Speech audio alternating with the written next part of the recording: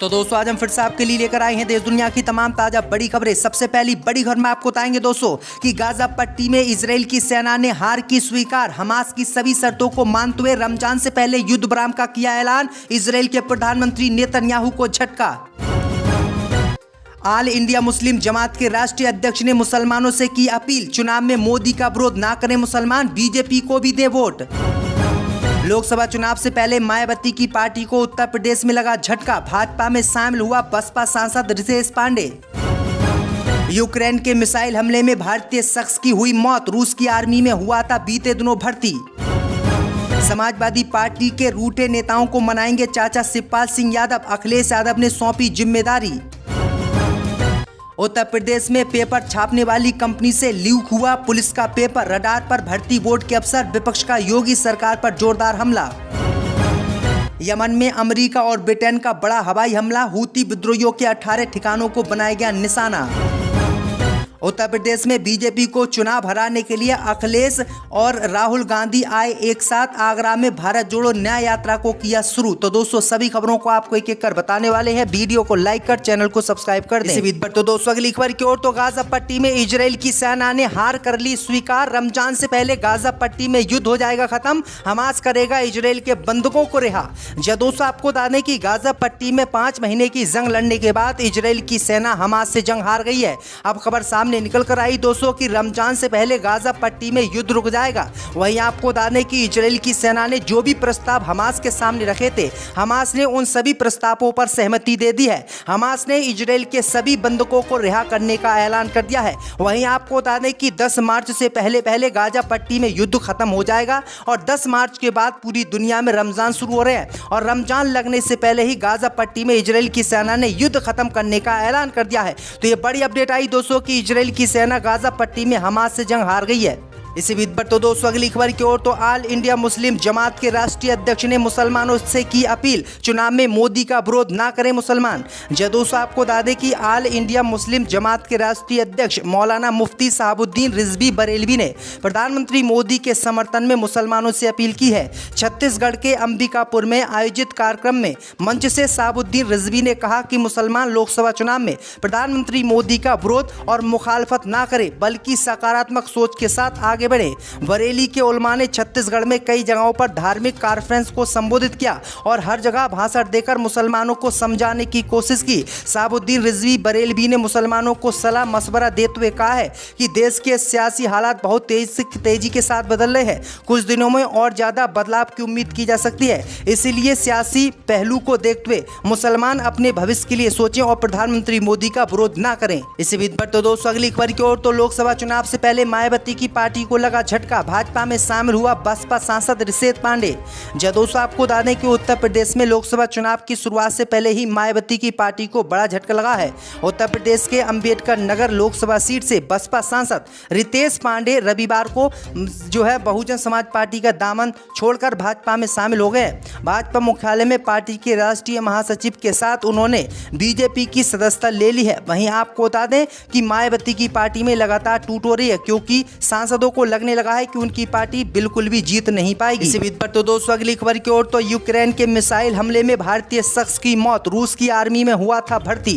दोस्तों आपको बता दें कि रूस और यूक्रेन में जंग जारी है। यूक्रेन अब रूस पर लगातार हमलावर हो रहा है। इस बीच रूस में एक 23 साल के भारतीय युवक की यूक्रेन की मिसाइल अटैक की चपेट में आने से मौत हो गई है।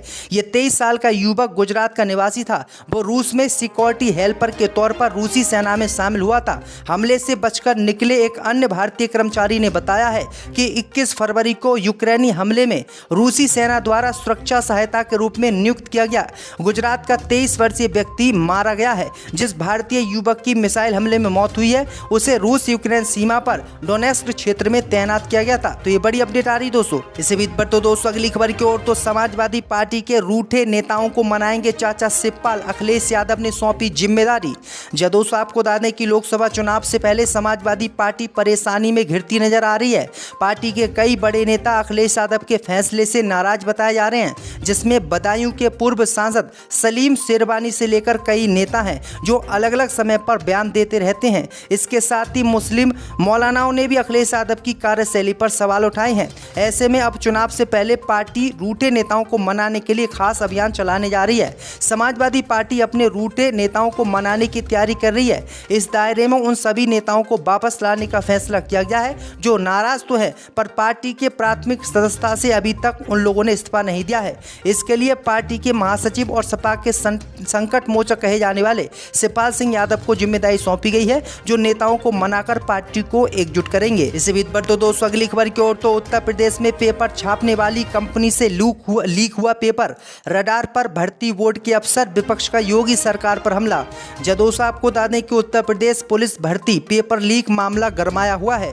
अभी तक की जांच में सामने आया है कि प्रिंटिंग कंपनी से ही पेपर लीक हुआ था। सूत्रों की माने तो पेपर पुलिस भर्ती बोर्ड के अफसरों पर गाज गिरना तय है। सीएम योगी ने पेपर लीक पर कहा है कि परीक्षा रद्द कर दी गई है, अगले 6 महीने में परीक्षा फिर से कराई जाएगी। उन्होंने कहा है कि दोषियों को बख्शा नहीं जाएगा। सीएम योगी ने ट्वीट करके इसकी जानकारी दी है और कहा है कि 17 और 18 फरवरी को आयोजित उत्तर प्रदेश पुलिस कांस्टेबल भर्ती परीक्षा पेपर लीक के आरोपों के कारण रद्द कर दी गई है। अगले 6 महीने के भीतर दोबारा परीक्षा आयोजित की जाएगी। परीक्षा के लिए यूपी री एग्जाम की तारीख अभी घोषित नहीं की गई है। पर तो दोस्तों अगली खबर की ओर तो लोकसभा चुनाव से पहले बीजेपी का कांग्रेस नेताओं को ऑफर, कांग्रेसी विधायकों के लिए बनाया प्लान।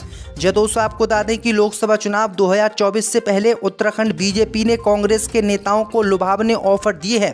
कांग्रेस छोड़ भाजपा में शामिल होने वाले नेताओं के लिए बीजेपी ने रणनीति भी बनाई है। भाजपा प्रदेश अध्यक्ष महेश भट्ट ने बताया है कि कांग्रेस के विधायकों को भाजपा में स्वागत है और कहा है कि प्रधानमंत्री मोदी के विजन से प्रभावित विपक्ष के विधायकों को भाजपा के टिकट पर पुनः विधानसभा भेजा जाएगा। मीडिया को जारी बयान में महेंद्र भट्ट ने कहा है कि राज्य विकास की नई ऊंचाइयों को छू रहा है, इसलिए कांग्रेस पार्टी के नेता हमारी पार्टी में शामिल हो और आगे देश को बढ़ाएं। इसी बीच पर तो दोस्तों अगली खबर की ओर तो यमन में अमेरिका और ब्रिटेन का बड़ा हवाई हमला, हूती विद्रोहियों के 18 ठिकानों को बनाया गया निशाना।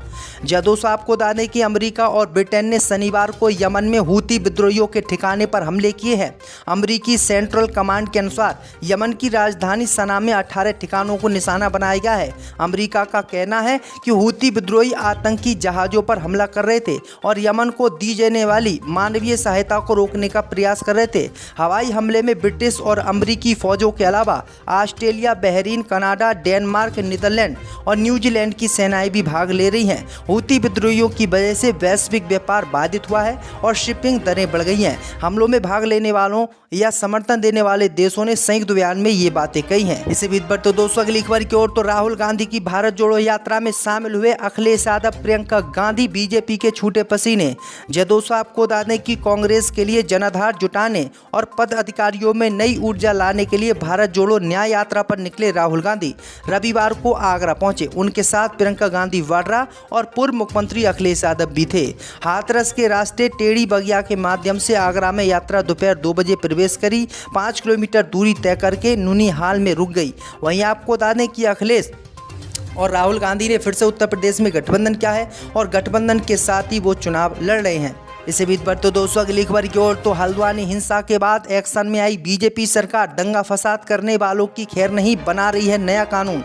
दोस्तों आपको बता दें कि हल्द्वानी हिंसा के बाद उत्तराखंड की बीजेपी सरकार एक बड़ा फैसला लेने जा रही है। सरकार जल्दी उत्तराखंड में सार्वजनिक और निजी संपत्ति वसूली विधेयक लाने जा रही है। इसको लाने का मकसद है कि अक्सर लोग प्रदर्शन के दौरान सरकारी तथा निजी संपत्तियों को नुकसान पहुँचा देते हैं। इसका एक बड़ा उदाहरण हल्द्वानी में देखने को मिला है, जहाँ पर हिंसा के दौरान थाने में आग लगाई गई थी। इतना ही नहीं, उपद्रवियों ने थाने के बाहर खड़े 50 से ज्यादा वाहनों को जलाकर खाक कर दिया था। बीते 8 फरवरी को हल्द्वानी के भनभूलपुरा में अवैध मदरसे और नमाज स्थल को तोड़ने नगर निगम और प्रशासन की टीम गई थी, जिसके बाद वहां दंगा भड़क गया था, जिसमें 6 लोगों की मौत हो गई थी और करीब 100 से ज्यादा लोग घायल हुए थे।